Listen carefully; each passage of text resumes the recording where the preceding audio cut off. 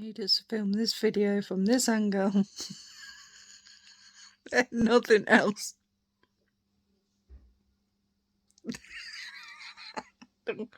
Bum bum bum.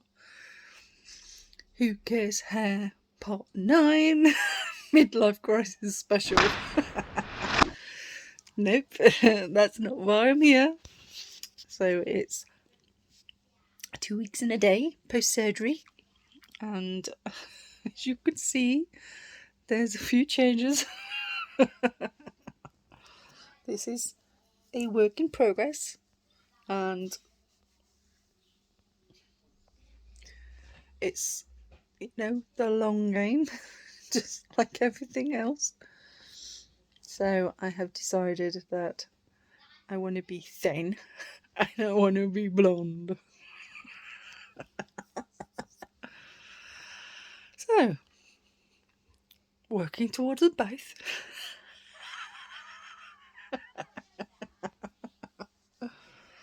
Oh, you know what though? It really does hide the hair loss. It's great. It's good fun. It's really different from what the light is doing to it too. It's crazy. It's some lights, it's properly white. Other lights, it's completely yellow. Other lights, it's a really nice blonde. But most lights, it's just kind of, see, that looks like it's a completely different colour on that side. Until you do that, it's a bit crazy. But you're not here to hear about the hair. So I'm on my pure vegan foods now, which is fabulous. So I'm able to eat things like poached eggs and scrambled eggs, other types of eggs. If you miss my eggs, mashed potatoes and pureed tomatoes, and just been so nice to actually kind of chew. It's just been so nice. Yeah, so there's not a lot more food options, but there are more food options. Really nice to be able to, just feel like I'm actually eating. Like I think I said yesterday, it's just really, really nice to feel like I'm actually eating. Went down another pound today, and it's really reassuring to me, massively reassuring to me. I'm keeping my food in the tracker with help of my husband, and every day like my biotric dietitians are not bothered about calories at all, but it counts my calories, and I think for interest's sake it's just nice to know, really. So it always kind of sits around 1,000 or just under 1,000 on a day basis. And day, not sure if that's we'll go with it. So yeah, that's interesting. It's really good to make sure I'm getting enough protein and spread out enough. If I'm having even slightly too much, whatever too much means, fat, my body goes and I pay for it. But when I say too much fat, you know, it's any kind of fat really that's added in. I think of, for instance, I had some humus, for instance. My body completely rejected that. That wasn't great. Yeah, but I've been okay with things like eggs and things like that. I had to travel for 300 miles. So that was painful. I had a really bad weekend. One thing after another. I had dumping syndrome. Oh man, I honestly thought I was dying. Palpitations and panic and awful, honestly. Honestly, some of the worst couple of hours, maybe 3-4 hours, maybe even, of my life. And I ain't lived in no bubble. Yeah, horrible. Really, really horrible. You cannot underestimate how vile dumping syndrome is. It is truly terrible. So those that don't know what dumping syndrome is, it can be caused by different things, and there's different types of dumping syndrome. But basically, what normally happens is the food goes into the stomach, into your pouch, and it passes through too quickly, and it passes through the digestive system too quickly, and it's typically, not exclusively, caused by too much sugar. I haven't had any refined sugar at all since my operation, and I am even more so, having experienced dumping syndrome, really quite fearful of having to go through it again. So it is really keeping me away from sugar. I think it was garlic that caused it for me. That's all I can put my finger on for it, really. The meal I'd had was garlic.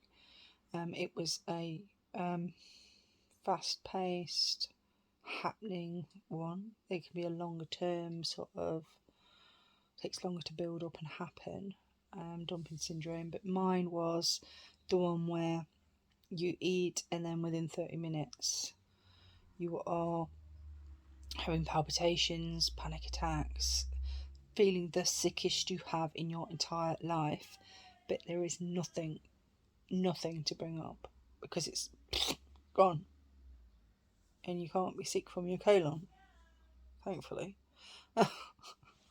Horrible, really, really, really, really horrible. And eventually, when it comes through, it's completely undigested, completely. Yeah, nasty, and it's painful, and everywhere it goes in you hurts. It's so strange. So, yeah, I was in a really bad way. I was in a really, really, really bad way.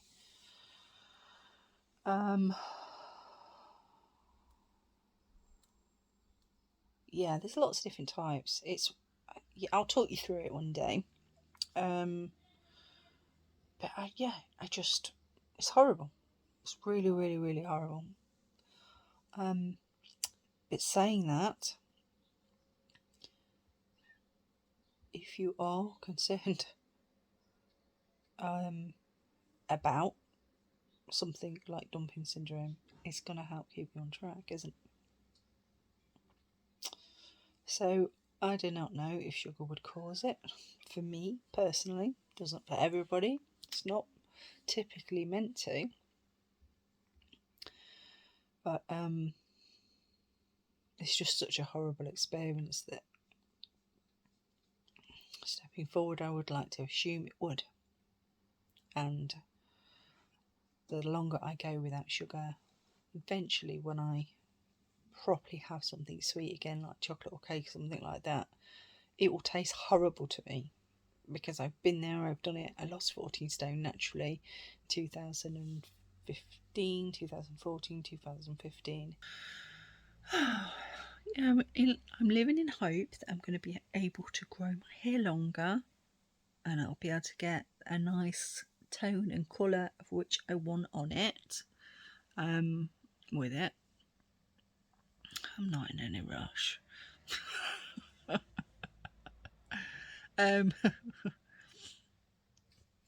You would go to some trendy hair salon and spend loads of money on this, probably, wouldn't you? Yeah, you would. You might not, but someone else would. What else can I tell you? So, yeah, trying to stay active, but I've noticed that it is difficult. I've got a little bit of pain a little bit of a pain when I breathe. So I'm keeping an eye on that just in case. Please God that I'm not, but just in case that I'm developing a bit of a chest infection, which is very common after surgery. Show you my scars. Oh, there we are. So that's my largest one, but it's not that large. It's really not. I mean, it's not a big deal, is it? That's my finger to give you a comparison. The bruising's going down lovely over here. So this is just over 2 weeks. Lots of stretch marks, I'm afraid. But, you know, it all tells the story, doesn't it? So I've got that one. That was smaller, you can see. Hopefully you can see.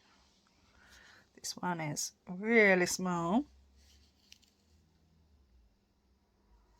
So that is very small. Be really easy tied, I think, that one, if you so wanted to. Hopefully you can see that, but I have a small one here, and I have a small one here. You can see that is healed beautifully, hasn't it? Really well, and that is only 2 weeks. Really good. Really, really, really pleased. Really, really, really pleased. So obviously throughout my body there is other trauma, and that other trauma is still healing.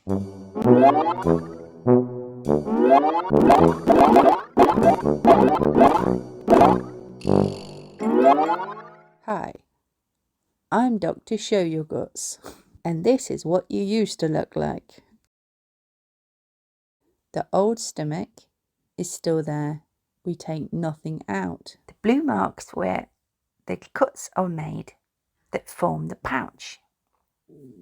It's very small, the size of an egg. The old stomach has no way in and only a way out. We don't take anything away. It's very important to keep the old stomach intact and working hard to continue to drip and feed the small intestine with hormones, bacteria and biles. From the pouch we have a kind of Y bend that connects going down the 2 stomachs into the small intestine. Pretty cool, right?